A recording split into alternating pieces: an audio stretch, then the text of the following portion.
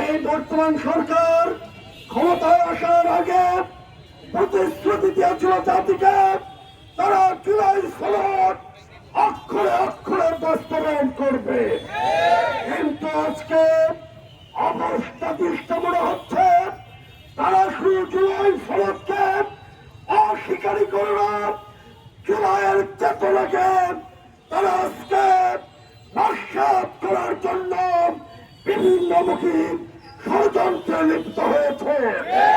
সংগ্রামী ভাইয়েরা, আজকে আমরা বর্তমান সরকারকে জানাতে চাই, অতীত থেকে শিক্ষা নিয়ে দেশ পরিচালনা করুন।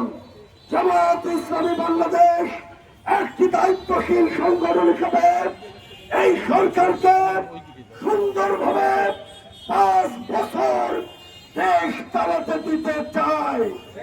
আমরা তাদের সফলতা কামনা করি, কিন্তু এই সরকার যদি জনগণের বিরুদ্ধে অবস্থান নেয়, জুলাই সনদের বিরুদ্ধে দাঁড়ায়, আমরা তাদেরকে সময় দিতে রাজি নই।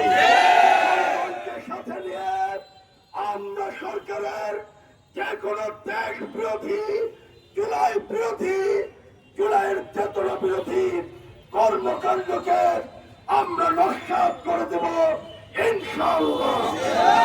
সংগ্রামী বগুড়াবাসী, আমরা আজকে এই রাজপথে গণমিছিলের মাধ্যমে সরকারের কাছে জোর দাবি জানাই, অবিলম্বে গণরায় মেনে নিয়ে জুলাই সনদকে বাস্তবায়ন করুন। দেশকে সুস্থ সুন্দরভাবে পরিচালনা করুন, চাঁদাবাজি বন্ধ করুন, টেন্ডারবাজি বন্ধ করুন, সন্ত্রাস বন্ধ করুন, বিরোধী দল এবং মতের উপরে হামলা এবং মামলা বন্ধ করুন। আওয়ামী লীগের দিকে তাকান, শেখ হাসিনার দিকে তাকান, আমরা মামলা দিয়ে সন্ত্রাস করে বিরোধী দলের কণ্ঠকে রোধ করা যায়নি। আমরা অবিলম্বে হামলা মামলা বন্ধ করে অবিলম্বে জুলাই সনদ বাস্তবায়ন চাই, খুনিদের বিচার চাই, দেশকে সুন্দরভাবে পরিচালনা চাই। এর ব্যত্যয় ঘটলে দেশের জনগণকে সাথে নিয়ে জামায়াত ইসলামী দুর্বার আন্দোলনের মাধ্যমে নব্য স্বৈরাচারের পতন ঘটাবে ইনশাআল্লাহ।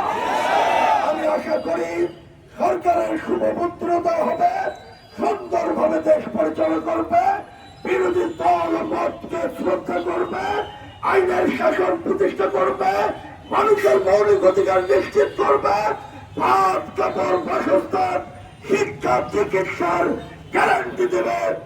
এই আশাবাদ ব্যক্ত করে আমরা সকলকে ধন্যবাদ জানিয়ে